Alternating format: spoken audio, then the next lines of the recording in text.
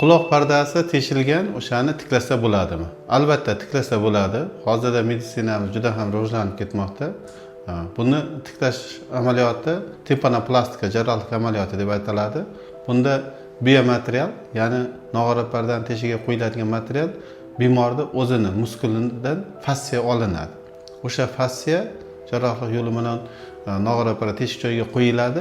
Bu birinchidan bemor uchun juda ham xavfsiz va nog'ora pardaga xuddi nog'ora pardadek bitib ketadi. Bu bitish natijasida bemorlarda eshitishi yaxshilanadi.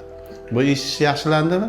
Demak, bemor o'zini atrofdagi odamlar bilan muloqoti yaxshilanadi. Bu keyinchalik o'zini ish jarayoniga, o'zini kayfiyatiga, o'zini oilasiga bo'lgan mehrlar oshadi. O'shaning uchun nog'ora pardada masalan teshilgan bo'lsa, albatta lor vrachga murojaat etish kerak. Lor vrach ko'rib sizga o'sha maslahatlarni beradi. Masalan, operatsiyani taklif qilindi, masalan, tempanoplastika taklif qilindimi? Albatta buni qilish kerak.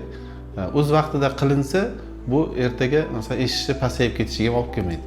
Masalan, ko'p bemorlar yuradi deb vaqt o'tkazib keyin kelishadi. Unda o'zi agarda nevrit bo'ladigan bo'lsa, o'zi asorat berayotgan bo'lsa, eshituv nerviga asorat berayotgan bo'lsa, bunda faqat nog'ora pardani o'zi tiklanadi, eshitishi unaqa zo'r ko'tarilmaydi.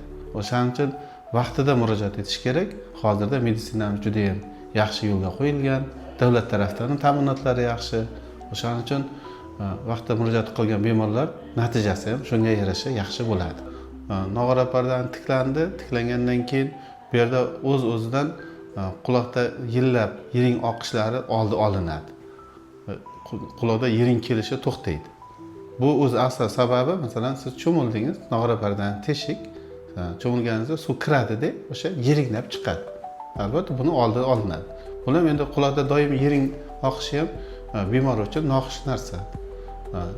Masalan, ko'p joyga borolmay qolishi mumkin, o'zi xijolat bo'ladi.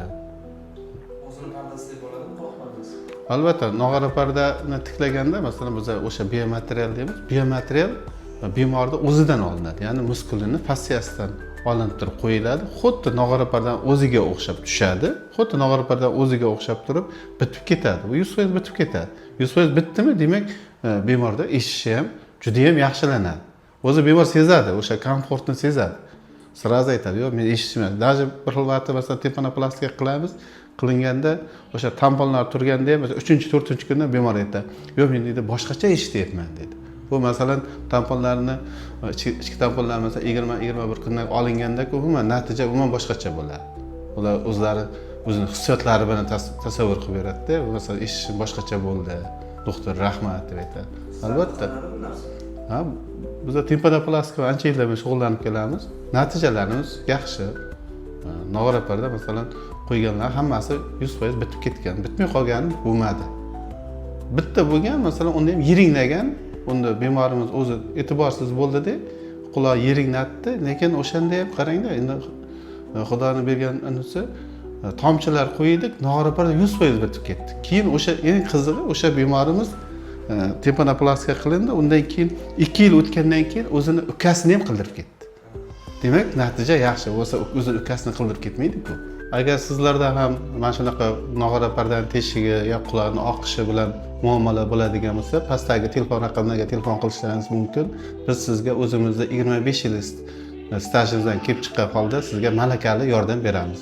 Doimo kuzatuvda bo'lingizlar, sizlarga biz yaxshi ma'lumotlar berib boramiz. Sog' salomat bo'ling.